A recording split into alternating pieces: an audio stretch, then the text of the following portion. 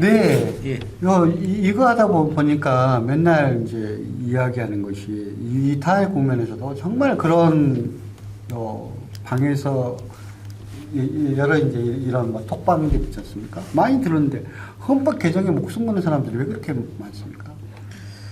이제 87 체제가 제6공화국이 있지 않습니까? 이제 한 38년, 한 40년 됐고, 요거에 대해서 이제 헌법 개정을 해야 되는 거 아니니까 한마디로 말하면 헌법 개정을 이야기를 하시는 분들은 구체제의 옷을 벗고 이제 새로운 시대에 말맞는 헌법을 해야 된다.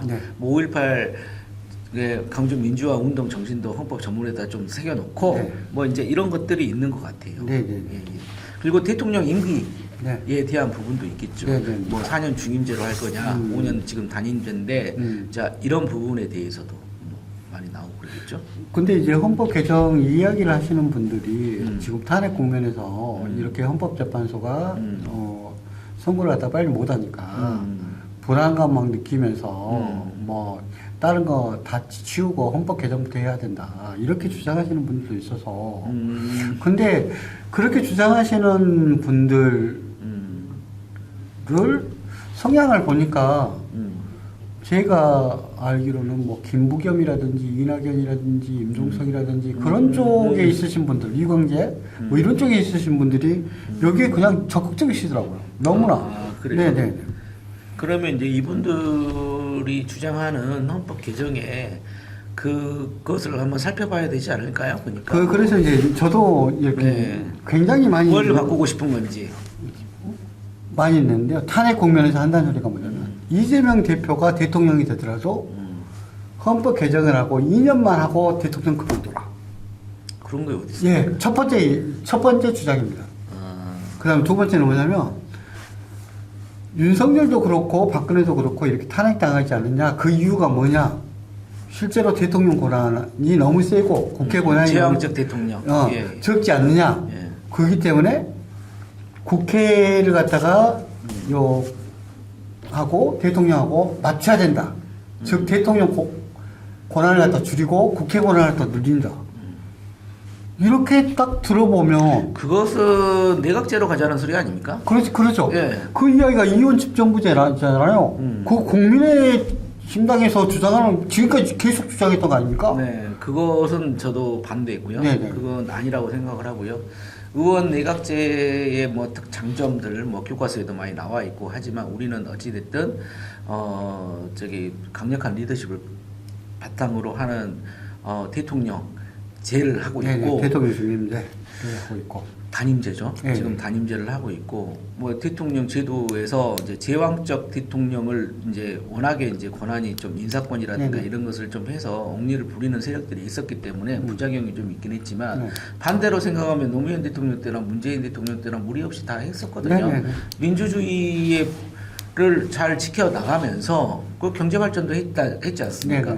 그러니까 의원 내각제는 또 이게 뭔가를 결정할 때 굉장히 느려지는 부분이 있고 이제 그런 부분이 장점도 있고 두 번째는 뭐냐면 실제적으로 정치 세력들 간에 교체가 너무나도 의원 내각제를 하면 일본 봐도 알지 않습니까? 일본이 지금 의원 내각제 근데 일본식 의원 내각제를 갖다 꼭 선진국형이라고 이렇게 주장하는 사람들이 있어서 그게 어떻게 선진국형이 될까요? 저는 좀 이해가 되지 않습니다. 굉장히 제가 보기에는 그냥 봉건제, 세습 귀족제라고 일본은 지금 그러게 돼 있죠. 일본은 솔직히 말하면 이제 그 사조라고 그래서 그 사츠마 조슈 지역의 그 메이지 유신 세력들이 유신 세력들이라고 그러죠. 그 사람들 유신 세력들이 결국은 그때부터 정권을 잡기 시작해가지고 지금까지도 그 세습 귀족하면서 그 아베까지 다 그쪽 집안들 아닙니까? 사츠마 사조 동맹이라고 해서 굉장히 유명한 그리고 말 안 되는 사람이 뭐 환경부 장관 됐다는데 걔 쓸데없는 이야기 하잖아요. 그렇죠.